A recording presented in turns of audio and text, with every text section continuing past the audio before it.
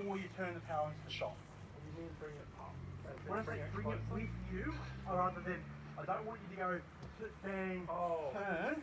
What I want you to go do is bang, shuffle, then turn through it. Okay? Okay. So that you're generating as much power as possible.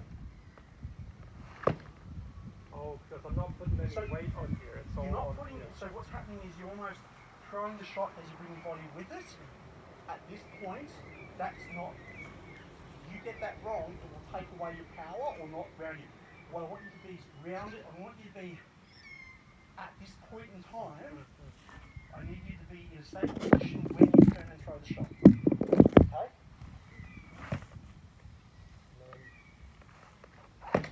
Yes! See how you sort of, you got yourself in position and you turn and throw it? That's what I want for all your shots. Then it's...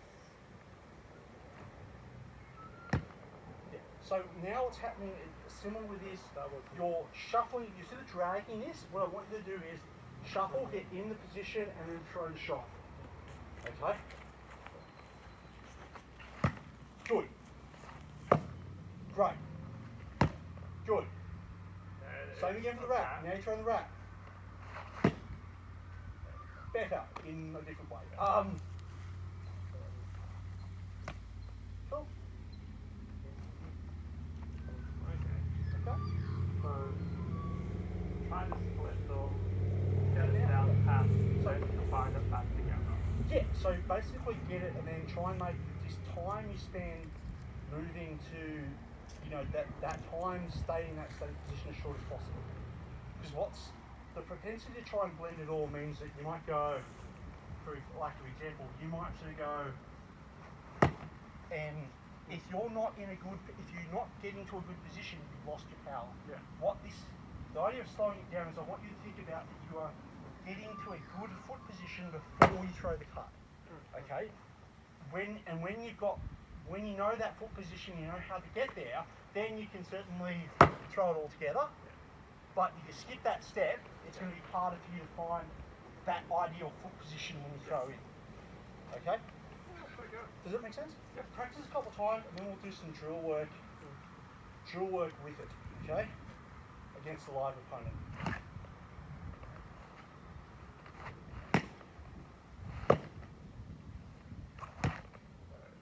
So right now, as you're throwing that cut, you're bringing your foot into position.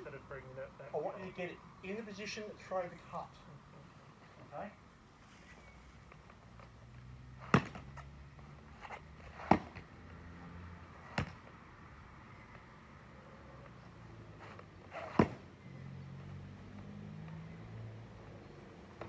Cool. Throw that part in cut as well. Just yeah. So you throw that to the shot, and as you sort of bring back, bang, and you want to be just on your full extended measure, and then pass and step back, and then why not reset, start again. We're outside, we don't really need a mask on, do we?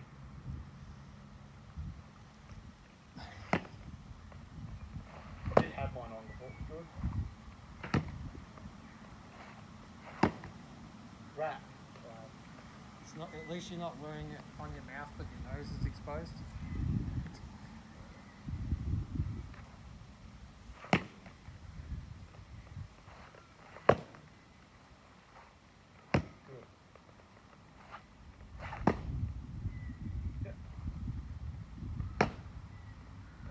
Passing step. So low return passing step. And that's just that resetting the body.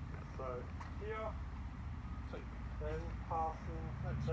So you throw the rack, you're going to shuffle back.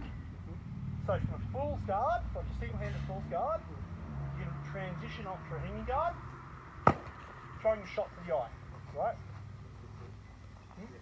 Okay? Oh, you're just trying to get the film.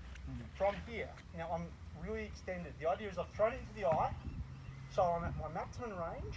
I've thrown it into the shield where they should be blind, which means that when I take a passing step back, I should be well and truly out of range.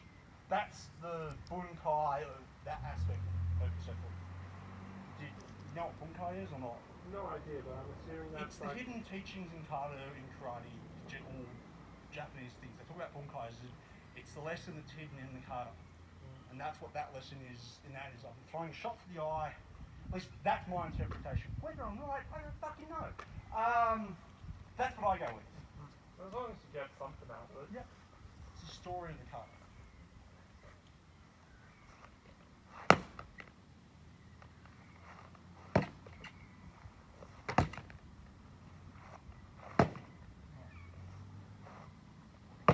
Alright, I'm going to do a quick test. I want you, what do you think is your foot spacing on what? I'm super uncomfortable. No, like, when you're fighting, where are you normally with your feet? This is what I try to think, Okay, but cool. after 2 shots, it's Okay, that's where you try to be? Alright. I want you from here, I want you to jump up as high as you can and see where you land. So I want you to jump as high as you can and see where you land. Can you do that like 3 times for me, please? Like really get down. Drop your shield. Give me your shield. I want you to jump up as high as you can.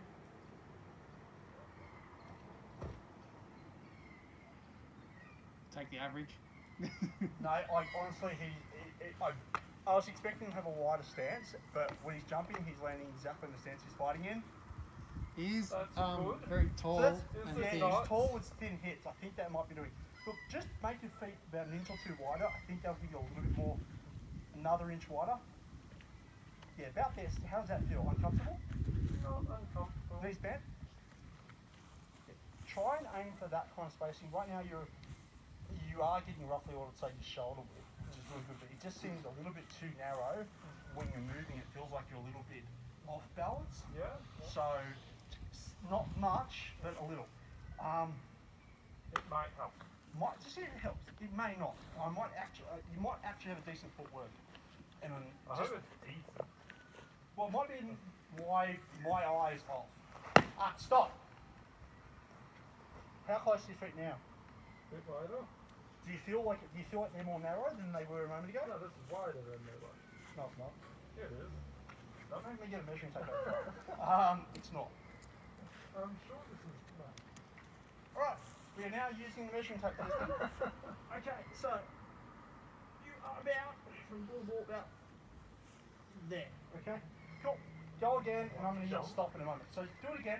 No, So as in, like, before I was narrow, and you told me to step wider, and that's Yeah. wider than, like, my narrow. Yeah, I'm pretty certain you just went narrower than what you started. Oh. Anyway, go. Do it again. Stop.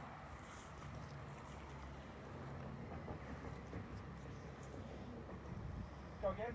Do it. Okay, what do I do? Pendulum. Sure. Start again. Do it again. In the beginning. Stop. Alright. That might be the issue. I want you to pick that heel, turn it out a little bit more and bend your knees. As in, turn it that way? Yes, a little bit like that. How does that feel? Less pressure on the knee, I guess. Good. That's how I want your knee. I want how you can even turn that heel out a little bit more as you throw that shot. Okay. What I don't want you to do is get caught like this. I want you to be more like. So if I can feel pressure on my knee, just try not to do it. Yeah, turn your heel out. If you have pressures on your knee right now, I want that heel to come out more. Because A, that's taking away your power to generate shot. It's also putting unnecessary stress on your knee. Alright? For any of these shots. Yeah.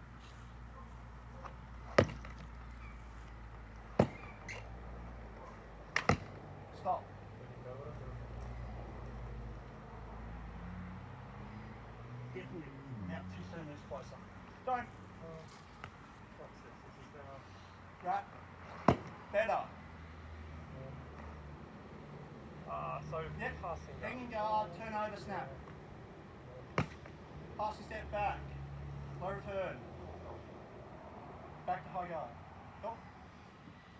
So at any point, if you feel like your feet are doing this, pull that heel out, so in a way that your feet are evenly spaced towards where you want to be pointing, which is hopefully through your target. Okay. What I don't want you to do is do this, because that if I do something like this, what happens? Even if my knees are bent, I'm putting stress usually on the ACLs in here, possibly in some of my hip flexors, But I'm actually doing that is actually taking away power because my body's locked off. As opposed to turning this, where my feet are both, that's not there, that's out, giving myself a little bit more hip range because I can't turn my hips as much. And I can turn my hips more if I turn that heel out. Okay? Make sense? We're just getting a little bit more juice to your frame.